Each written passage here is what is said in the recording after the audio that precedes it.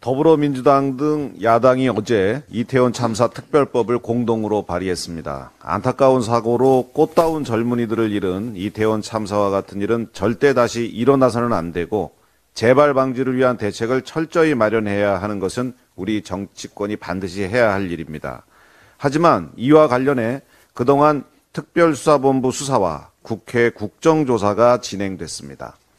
또한 현재 10여 명이 넘는 관련자에 대한 재판이 진행 중이고 야당의 일방적 강행으로 행안부 장관에 대한 헌법재판소의 탄핵 소추안 심사도 이루어지고 있습니다. 이 모든 것은 야당이 요구해 진행한 것들입니다.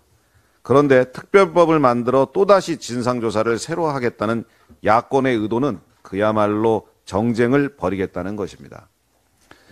게다가 특별법은 내용상으로도 대단히 여러 가지 문제가 있는 지점들이 있습니다.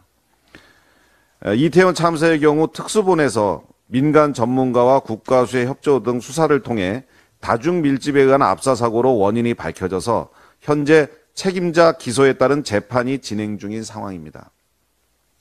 그럼에도 특별법안은 이태원 참사의 발생 원인, 수습 과정, 후속 조치 등 사실관계와 책임 소재의 진상을 밝힌다고 써놓고 있습니다.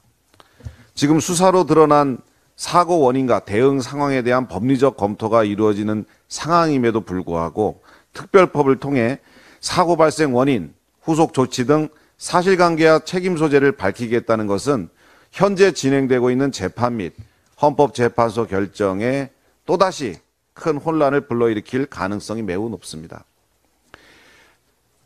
특별법은 이태원 참사 진상규명과 재발 방지를 위해 특별조사위원회를 구성하고 위원회는 직권으로 사건에 대한 진상규명조사를 수행토록 해놓고 있습니다. 이 과정에서 동행명령과 자료 제출을 요구할 수 있고 불응 시 1년 이하의 징역 또는 1천만 원 이하의 벌금에 처하도록 하고 있습니다. 검찰 등 수사기관에서도 증인이나 참고인이 출석하지 않을 경우 법원의 영장 없이 동행명령 등을 강제할 수가 없습니다. 또 당사자가 자료를 안 낼 경우 법관의 영장을 통해 압수수색을 실시합니다.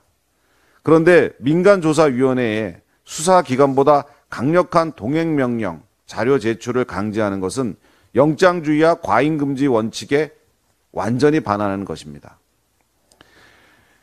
또한 특별법은 피해자에 대한 지원과 추모 사업 등에 대해서 규정하고 있습니다.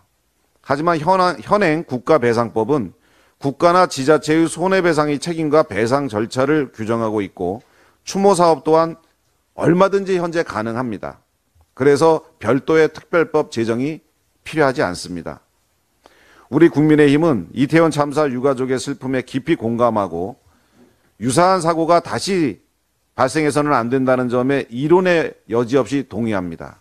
하지만 당대표 리스크에 이어 최근 터진 전당대회 돈봉투 사건으로 코너에 몰린 야권의 위기 타개와 내년 총선에서의 정치적 활용 목적으로 이태원 사고를 이용하려는 데에서는 결코 동의할 수가 없음을 밝힙니다.